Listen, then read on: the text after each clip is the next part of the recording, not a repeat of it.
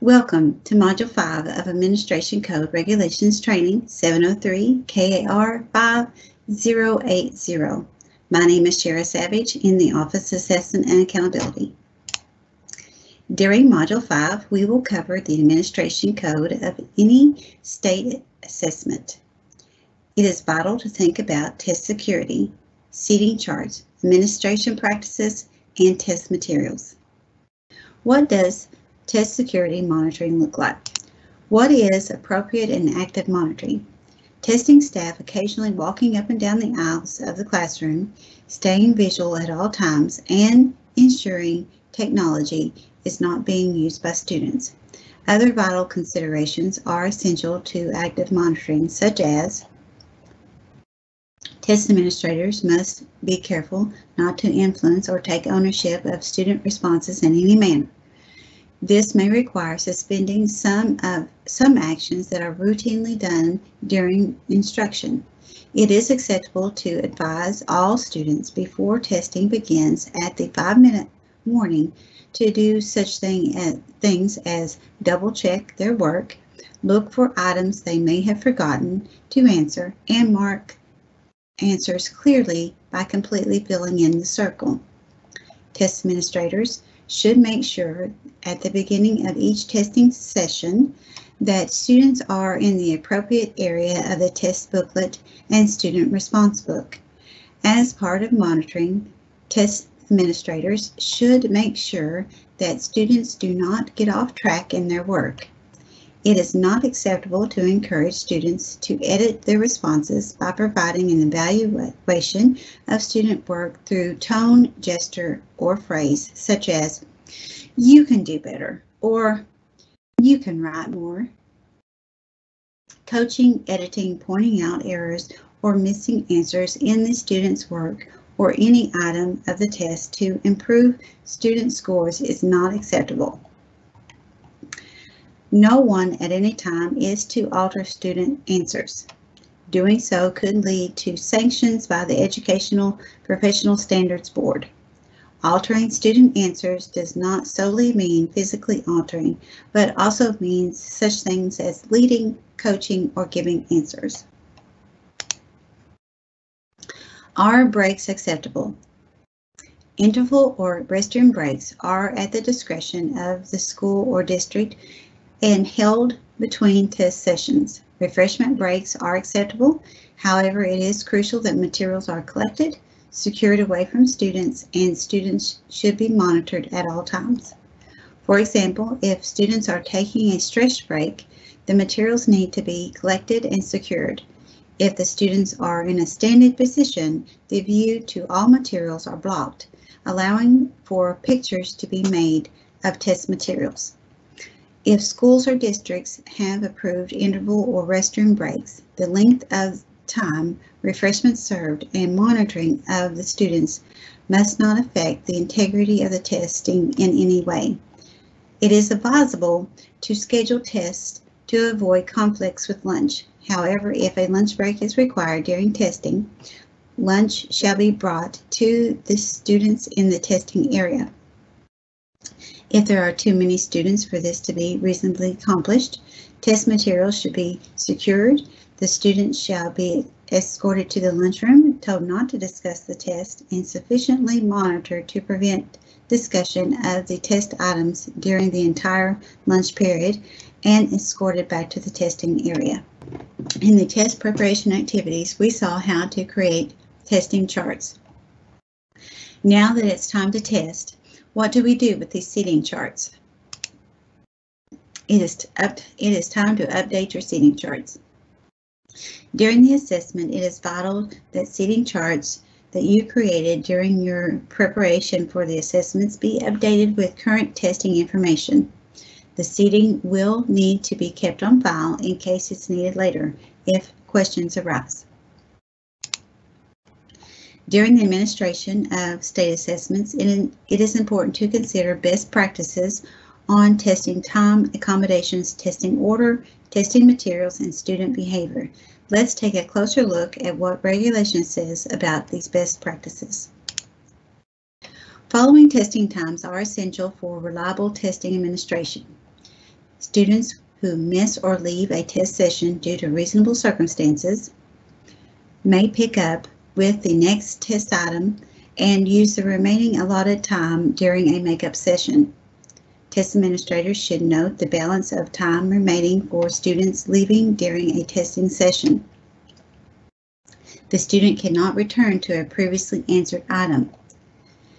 Students who leave the test session for unwarranted circumstances may not complete the test part being administered at the time he or she left.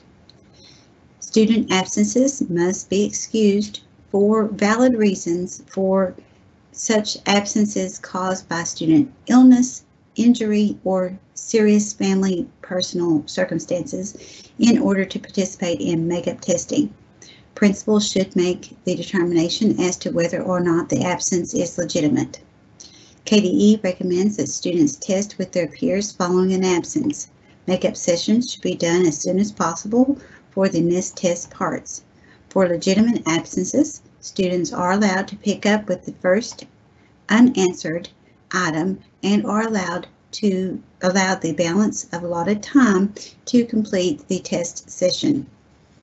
Students should not work on any items that were already completed prior to their absence. All testing sessions end at the end of the school day. When scheduling test sessions, make certain that students has time to finish the session or do not begin the session. Principals should work with BACs, directors of special education, teachers, and accommodations providers to make sure everyone understands how to provide accommodations. The routine delivery of instructional services is another way of saying what regularly happens in the classroom. For example, if a student is not used to an audio CD throughout the school year, testing time should not be the first attempt at using them. Accommodations are to give student access, not an advantage. They also should not give an advantage or disadvantage to other students. Scribing for a student would be an example of an accommodation that would interfere with the administration of the assessment to other students. In a scribing situation, a student will be giving his or her answers orally, and another student could overhear. Students who receive extended time as part of their service plan are allowed to test with peers who do not receive extended time during their regularly timed session. To use their extended time, those students must move to another location and begin the extended time portion of the test session immediately. The amount of extended time allowed should be in accordance with the IAP 504 or PSP. The Admissions and Release Committee determines if it is time and a half, or double time. Assistive technology, where appropriate, should be considered for use during instruction so that it may be available for use during testing.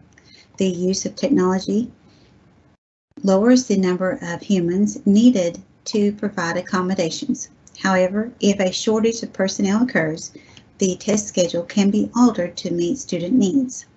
Changing the testing schedule due to a shortage of personnel for providing accommodations does not mean changing the order of the test. All elementary schedules within the district can be different. For example, one fourth grade can have a totally different schedule from the fourth grade down the road. All fourth grades within the same school must have the same testing schedule. The testing window is the same for each grade level within the district. The only situation where it is acceptable to change the order of the testing is when a student needs to make up a test session. If the schedule must be changed for staffing reasons, the test sections must still be administered in the order in which they appear in the test booklets. Rulers may be kept after testing for future instruction. DACs and BACs should make sure that test administrators distribute the rulers provided with the current testing materials and are not using materials from a previous year's administration. The rulers and reference sheets are yours to keep following testing. Please do not modify the rulers by trimming off the end, so that the 0 is now at the end of the ruler. Learning to read and use a ruler properly is part of the test. Alternate assessment manuals contain specific instructions for altering, modifying, and working with alternate materials. Test administrators do not have to wait for an incident to happen during testing to arrange for a student to test in a different location from his or her peers. This is considered a local arrangement. An IEP, 504 plan, or PSP is not required for this adjustment. It is essential to secure materials before, during, and after state assessments. What does the regulation say about reporting test material concerns? Errors or expected errors in test materials should be reported to KDE. The errors may be noticed while monitoring, scanning for good faith effort, or reported by students. It is acceptable for test administrators to read an item reported by a student in order to understand what should be communicated to KDE. At no time should secure information be communicated through unsecure means. Neither email nor texting is considered secure. If discussions pertaining to secure information is required, appropriate school or district staff are to be notified to arrange for a personal meeting. Only non-secure identifying information should be shared in writing to the appropriate school or staff. The information shared can be with BACs first and for them to forward to the DACs, or the information can be sent directly to KDE. Any written information should be basic, non-secure item identifying information. For example, KSA, Grade 7, Form 3, Math, Item 26 does not have a correct answer choice. Teachers should not discuss items with colleagues during or after a test session. Reported problems or concerns are to be relayed to the appropriate school or district staff. It is time for our 5th check for understanding. I will give you a couple minutes to read through these questions, then we will discuss the answers. Is it acceptable to indicate to a student the appropriate work area in a test booklet or a student response booklet after a testing session has begun? Yes. Is it acceptable to point out to a student that he or she probably hasn't written enough for a constructive response? No. No, it is not acceptable. It is not acceptable to encourage students to edit their responses by providing review of their work. Is it acceptable to allow students a few more minutes beyond the stop time to finish an exam if he or she has been working diligently? No. It is acceptable for test administrators to observe any time limits and follow the specific directions in the provided manuals. Which of the following are good active monitoring practices during a test session?